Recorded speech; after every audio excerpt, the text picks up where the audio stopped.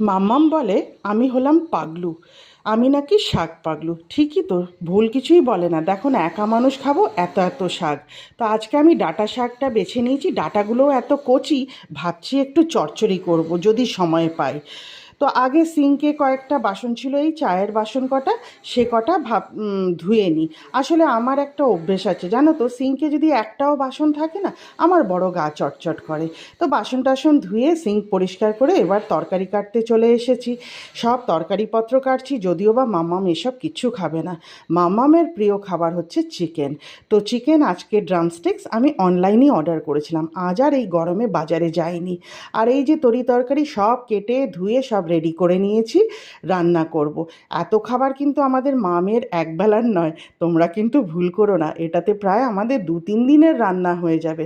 এবার বলবে এত কেন করি, আসলে রান্নাটা আমার ভীষণ ভালো লাগার জায়গা। যখন রান্না করতে দাঁড়াই না, তখন মনে হয় কি এটাও করি সেটাও করি, এই করে করে একটু বেশি হয়ে যায়। আর চেষ্টা করি যেটুকুনি যা রান্না করব যেন খুব ভালো ব্যালেন্স হয় তাতে টেস্টের এবং ভালোবাসার, যাতে মানুষ খেতে বসে তৃপ্তি সহকারে খাবারটা খেতে পারে। তো আজ মাম্মামকে বানিয়ে দেব রোস্টেড মশালা ড্রামস্টিক্স। তো ওই যে দেখলে মশলাটা ভেজেছি, সেটাই ঠান্ডা করে একটু গ্রাইন্ড করে নিচ্ছি। রেসিপিটা খুব তাড়াতাড়ি হয়ে যায়, আর টেস্টটাও মাম্মামের ভীষণ পছন্দ। আসলে মাম্মাম আর ওর বাবা দুজনেই একটু রসিয়ে কষিয়ে খাবারটা খেতে ভালোবাসে, তাই ওর জন্যে এটাই করব।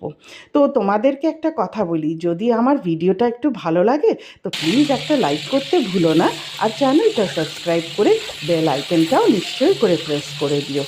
তো দেখো, কথা বলতে বলতে আমি কিন্তু ড্রামস্টিক্স ভাজা অলরেডি বসিয়ে দিয়েছি, আর ওই যে গ্রাইন্ডেড মশলাটা এবার ওইটাও দিয়ে দিয়েছি।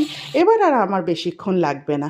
তো রান্নাবান্না আমার সব কমপ্লিট হয়ে গেছে, চলো একটা ফাইনাল লুক। শাকটা তো দেখতেই পেলে, এটা হলো ভিন্ডি ভাজা। আমি আর মামাম রাত্রে ডাল দিয়ে এটা দিয়ে খাবো। ওই যে সেই ডাঁটাগুলো রেখেছিলাম সেটা দিয়ে চচ্চড়ি করেছি, যেটা আমার খুব প্রিয় একটা খাবার। আর এইটা হলো রোস্টেড মশালা ড্রামস্টিক্সের ফাইনাল লুক। তো কেমন লাগছে দেখতে জানিও কিন্তু প্লিজ।